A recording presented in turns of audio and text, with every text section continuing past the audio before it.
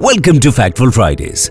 In the previous video, we highlighted how unauthorized fitments and accessories can lead to serious fire hazards. In this video, let's shift focus to another often overlooked risk: improper parking practices. Avoid parking your vehicle near any sources of fire or flammable materials to ensure safety and prevent potential hazards. Parking your vehicle on dry grass or other combustible materials can lead to ignition from the hot surface of the vehicle. Long-term parking of vehicles can attract rodents, which may bring combustible materials inside engine compartment. It can lead to fire after coming in contact with the vehicle hot surface.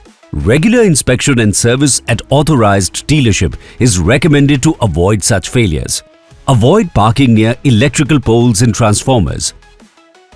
Sparks generated from the nearby electric transformers can also cause fire to the vehicle. During festive times, enjoy the celebrations safely by parking your vehicles away from the fireworks.